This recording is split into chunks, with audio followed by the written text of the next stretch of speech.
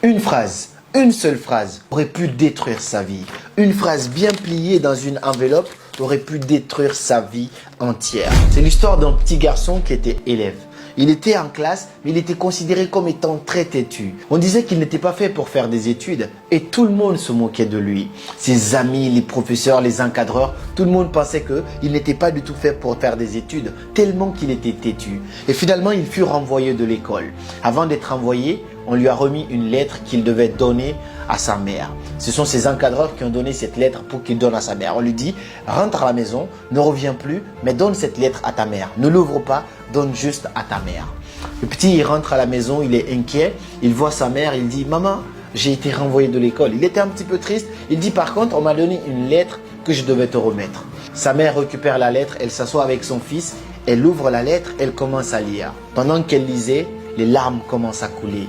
Elle pleure, elle pleure. Et le petit garçon, il est inquiet, il dit, mais maman, mais qu'est-ce qui se passe? Pourquoi tu pleures?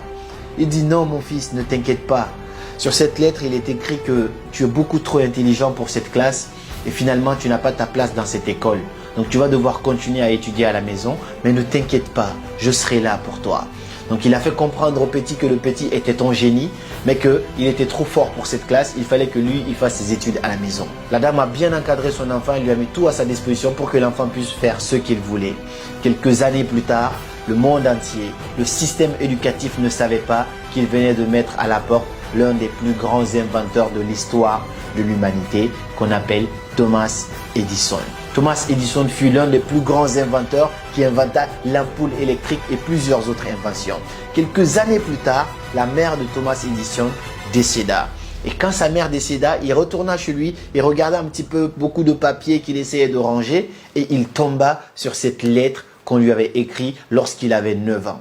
Il prit cette lettre, il l'ouvrit finalement pour lire, pour voir qu'est-ce qui était vraiment écrit là-dedans. Et malheureusement, il était écrit dans cette lettre que votre enfant est trop têtu, il est déficient, il n'est pas fait pour faire des études. Malheureusement, nous ne pouvons pas le garder dans notre classe et vous devez le garder chez vous. Thomas Edison lut cette lettre et commença à pleurer. Il pleura pendant des heures et des heures.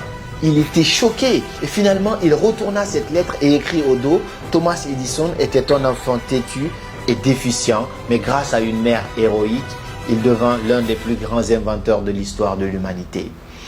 Cette histoire me fait chavirer à l'intérieur de moi parce qu'on se rend compte qu'une seule phrase aurait pu détruire sa vie. C'est-à-dire que si sa mère lui avait dit ce qui était écrit dans cette lettre, l'enfant n'aurait jamais cru qu'il était un génie. Jamais il aurait imaginé qu'il était un génie. Mais juste en modifiant cette lettre, en ne disant pas cette négativité à ce petit enfant qui est censé grandir, l'enfant s'est permis libre d'imagination et a vraiment pu montrer son génie. Cette histoire me rappelle l'histoire d'un ami à moi, d'un camarade de classe qui s'appelait Tanou, je dis même son nom, qui était considéré comme étant têtu de tout le monde. Mais lui aussi, grâce à des parents formidables qui l'ont fait comprendre que voilà, peut-être que c'était pas fait pour lui les études. Aujourd'hui, il est un grand commerçant et homme d'affaires. Le problème dans toutes ces deux histoires, c'est le système éducatif. Je n'ai absolument rien contre les études, mais moi je fais des études, je suis encore en master. Mais le problème avec le système éducatif, c'est qu'on essaye de juger tout le monde dans un même bateau en oubliant qu'on n'est pas tous pareils et qu'on n'est pas forcément censé être bon dans la même chose. J'aime bien rejoindre l'idée de Albert Einstein qui dit que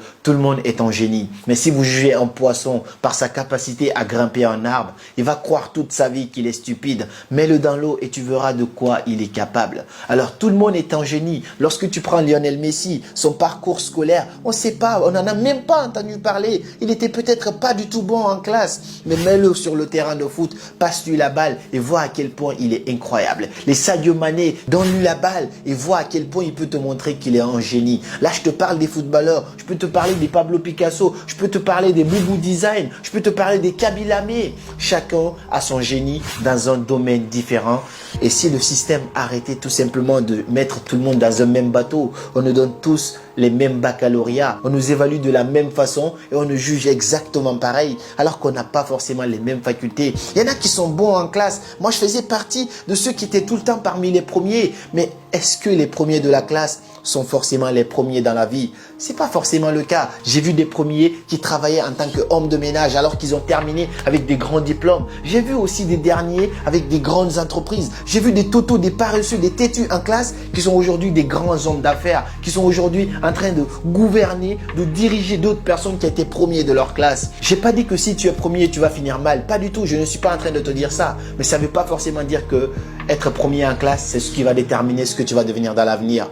Si le système éducatif arrêtait tout simplement de traiter les gens de têtus, de juger les gens, de mettre de la négativité dans la tête des gens et comprendre qu'on n'est pas tous censés être bons dans la même chose. Aujourd'hui, le système éducatif pousse tellement de gens en dépression. D'après une enquête réalisée par une université privée à Rennes, en France ici, 60% des étudiants présentaient des signes de dépression, des petits signes de dépression. Le système éducatif met de la pression. Vous devez rendre ça tant. Si tu n'es pas bon dans ça, on écrit déficient, défaillant, t'es pas assez bon, nul, doit se revoir, a des problèmes psychologiques. Mais non, t'as pas forcément un problème psychologique. Peut-être que là, c'est pas ton truc. Mais peut-être que le dessin, c'est ton truc. Peut-être que la musique, c'est ton truc. Peut-être que le foot, c'est ton truc. Peut-être que les réseaux sociaux, c'est ton truc.